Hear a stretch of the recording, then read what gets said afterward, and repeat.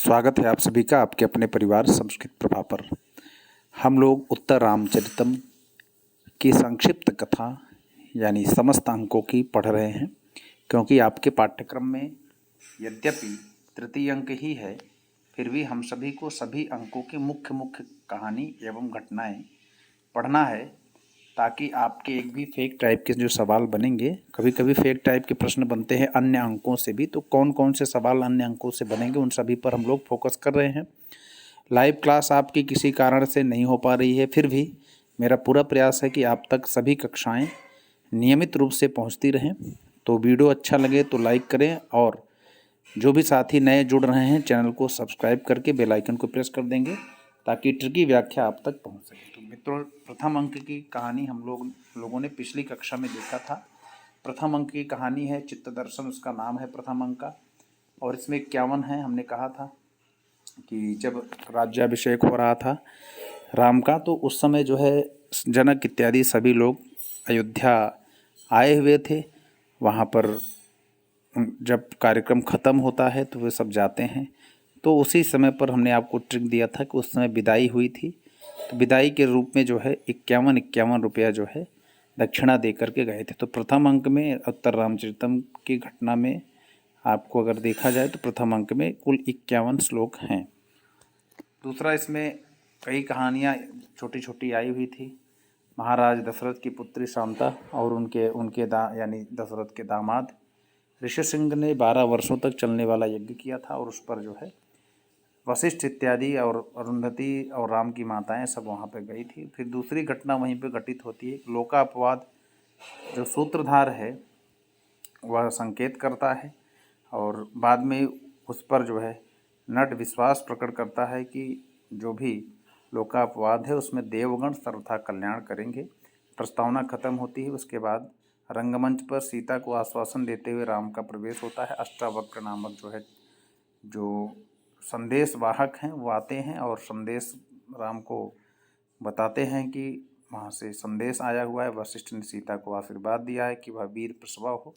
अरुंधति, शांता इत्यादि ने राम से आग्रह किया है कि गर्भिणी सीता के दोहदों का ध्यान रखें, और सिंह ने कहा है कि वह पुत्रवती सीता का दर्शन करेंगे जल्द ही। वशिष्ठ ने आदेश दिया है कि प्रजा का ख्याल रखें, प्रसन्न रखें, और राम ने एक वचन दिया है कि हमें प्रजा को प्रसन्न रखने के लिए सीता को भी छोड़ सकता हूँ। उसी समय अष्टावक्र का प्रस्थान चला जाता है। लक्ष्मण का प्रवेश, वे खिन्न सीता को मनोविनोद के लिए राम और सीता को चित्रवीथी में ले जाते हैं। चित्रवीथी में सीता के अग्निशुद्ध तक के चित्र हैं। राम सीता की पूर्ण पवित्रता की घोषणा करते हैं। जिम्भक अस्त्र के चित्र को देखकर राम सीता को वर देते हैं कि ये जिम्भक अस्त्र तुम्हारी संतान को प्राप्त होंगे। तत्पश्चात राम का अपने विवाह, मंथरा इत्यादि। यहाँ से ये घटना फिर घटित होती है। दुर्मुख नामक दूत का प्रवेश होता है। दुर्मुख नामक प्रवेश जो दूत होता है वह लोकापवाद की सूचना राम को देता है, और राम उसी समय मूर्छित होते हैं। सीता को निर्वासित करने का निश्चय करते हैं। सीता को राम ले जाने को वन में कहते हैं। लक्ष्मण सीता को रथ में बैठा करके वन में छोड़ने के लिए जाते हैं। ये प्रथम अंक की कुछ प्रमुख घटनाएं थी। अब हम लोग द्वितीय अंक की घटना देखेंगे। स्थान है दंडकारण्य का, जनस्थान प्रदेश। विस्कंभक में स्थित सीता परित्याग के बाद 12 वर्षों में घटित घटनाओं की सूचना दी गई। तो हमने आपको बताया था विस्कंभक अर्थोपक्षेपक है, यानी अर्थ का मतलब होता है कथा वस्तु, और उत्क्षेपक का मतलब होता है यानी कि प्रस्तुत करना, सूचित करना। तो जो साधन अर्थ यानी कि कथा वस्तु को सूचित करें उन्हें हम लोग अर्थोपक्षेपक कहते हैं, और ये अर्थोपक्षेपक हैं 5। ये पूछा जाता है सवाल कि अर्थोपक्षेपक की संख्या कितनी है, तो आपको जवाब देना पड़ेगा कि उसकी संख्या 5 है। जिसमें वो पाँचों का क्रम क्या है आप याद कर लीजिए। विस्कंभक, प्रवेशक, चूलिका, अंकावतार, अंकाश, ये 5 हैं जो कि अर्थोपक्षेपक है। इन्हीं के द्वारा जो है कुछ जो प्रमुख जो कथाएं हैं उनको जो है सूचित किया जाता है। ठीक है, तो इसमें विस्कंभक यानी पूछा जा सकता है कि उत्तर रामचरितम के किस अंक से विस्कंभक प्रारंभ होता है। तो पहले में हमेशा ये मान के चलिए, कभी भी किसी भी नाटक में आप देखेंगे तो प्रथम अंक में कभी भी आपको जो है जो विस्कंभक या प्रवेशक आपको नहीं दिखाई देगा, क्योंकि ज़्यादातर आपको मैं टेक्निक से बता दे रहा हूँ। जो मेरा अनुमान है कि ज़्यादातर प्रथम अंक में जो है प्रस्तावना में बातें कह दी जाती हैं। तो जो प्रस्तावना से बातें कह दी जाती है तो वहाँ विस्कम्भक यानी अर्थोपक्षेपक के किसी भी साधनों की आवश्यकता नहीं पड़ती है। इसलिए आप कभी भी आपसे अगर ऐसा सवाल पूछा जाए कि उत्तर रामचरितम के किस अंक से विस्कम्भक प्रारंभ होता है, तो विस्कम्भक वह है यानी द्वितीय अंक से। ठीक है, इसी प्रकार के सवाल पूछे जाते हैं कि किस अंक में विस्कम्भक है, किस अंक में प्रवेशक है। तो मैं आपको बता दूं कि उत्तर रामचरितम एक ऐसा नाटक है जिसमें प्रवेशक नहीं है और विदूषक भी नहीं है। ठीक है, विस्कम्भक में सीता परित्याग, विस्कम्भक मध्यम श्रेणी का पात्र होता है और इसकी भाषा संस्कृत होती है। इसके माध्यम से भूत एवं भावी घटनाओं की सूचना दी जाती है। तो ये एक साधन है जिसके द्वारा भूत एवं भावी घटनाओं की सूचना विस्कम्भक के माध्यम से दी जाती है। और इसका एक सबसे बड़ी खूबी है कि यह अंक के प्रारंभ में आता है। कोई भी अंक प्रारंभ होगा तो वह अंक के प्रारंभ में आएगा। यानी यहाँ उत्तर रामचरितम का अंक प्रारंभ हो रहा है द्वितीय अंक, तो द्वितीय अंक में ही विस्कम्भक आ गया है। विस्कम्भक में ही ये बातें सीता परित्याग के 12 वर्ष की घटनाओं की सूचना दी गई है। तपस्विनी, आत्रेयी और वन देवता का प्रवेश होता है, ये द्वितीय अंक में ही दोनों का प्रवेश होता है। और एक चीज़ और नोट कर लीजिए, ज़्यादातर जब दो लोगों का डायलॉग होता है, ये भी अनुसंधान का विषय मैं बता रहा हूँ, ज़्यादातर जब दो मध्यम श्रेणी के पात्र का जब डायलॉग होता है, आपस में कन्वर्सेशन होती है या वार्तालाप होती है, तो उस समय प्रायः विस्कम्भक होता ही है। अगर वो निम्न श्रेणी का पात्र है तो प्रवेशक की श्रेणी में चला जाएगा, अगर वह मध्यम श्रेणी का पात्र है तो वह जो है सीधे सीधे विस्कम्भक की श्रेणी में जाएगा। तो इसलिए आपको ज्ञात हो कि यह मध्यम श्रेणी के पात्र हैं।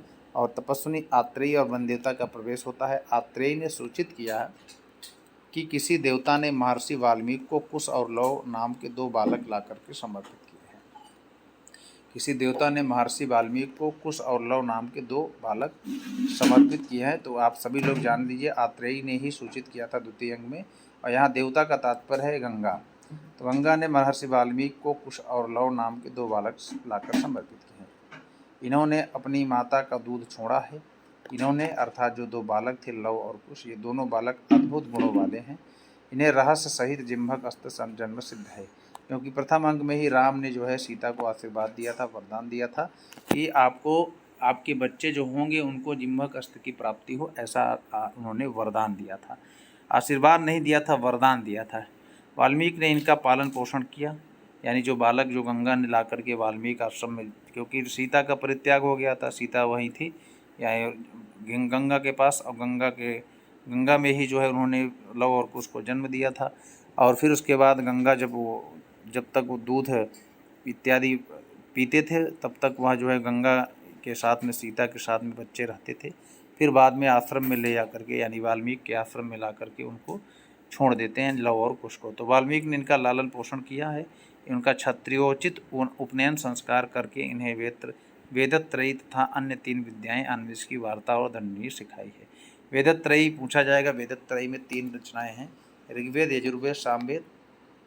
ये आपको पूछा जा सकता है, वेदत्रयी में ऋग्वेद, यजुर्वेद, सामवेद है। ठीक है, 3 विद्याएं अन्वेषकी, वार्ता और दंडनीय है, सिखाई है। दोनों अब अन्वेषकी जो है ये दर्शन से संबंधित है, और वार्ता मतलब यानी कृषि पालन, पशुपालन इत्यादि वार्ता है। दंड नीति में दंड से संबंधित चीज़ें की जाती है। ठीक है, तो सिखाई है। दोनों बालक अत्यंत प्रतिभाशाली हैं, यानी लव और कुश। महर्षि वाल्मीकि को क्रौंच वध के कारण दया आना और साशा यहाँ माँ निषाद प्रतिष्ठाम तुम गमः सरस्वती समा यत क्रौंच मिथुनादिक मवधि काम मोहितम। यही जो है, यही जब वहाँ पर वाल्मीकि को क्रौंच वध देखते हैं तो वहाँ पर उनको दया आती है, और उन्हीं के मुख से एकाएक, सहसा मतलब अचानक, माँ निषाद प्रतिष्ठाम तुम गमः सरस्वती समा यत क्रौंच मिथुनादिक मवधि काम मोहितम।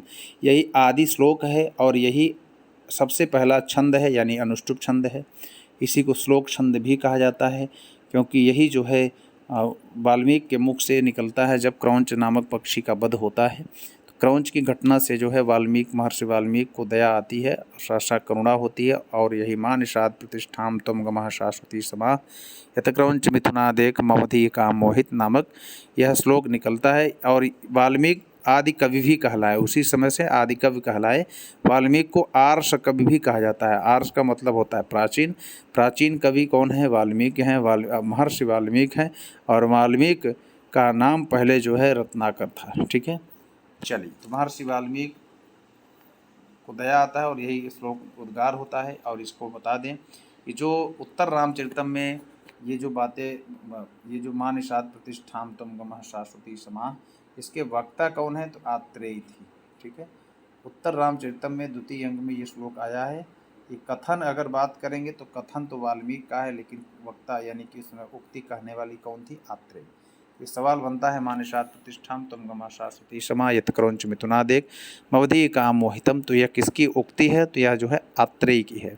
इसका हमने ट्रिक दिया था जब उसने क्रौंच पक्षी का बहेलिया था, मारा था, तो उसको एक तरीके से शापित करते हैं श्लोक के माध्यम से। माँ निषाद राज जो है, माँ निषाद प्रतिष्ठाम, यानी तुम प्रतिष्ठा को कभी भी नहीं प्राप्त करोगे। इसमें पहली लाइन में इन्होंने कहा, जिस प्रकार से तुमने एक मिथुन यानी जोड़े क्रौंच पक्षी का वध किया है, तुम्हें कभी भी जो है शाश्वती समाह यानी नित्य हमेशा किसी भी वर्ष में जो है तुमको कई कई सालों तक जो है प्रतिष्ठा या मान सम्मान आपको नहीं प्राप्त होगी।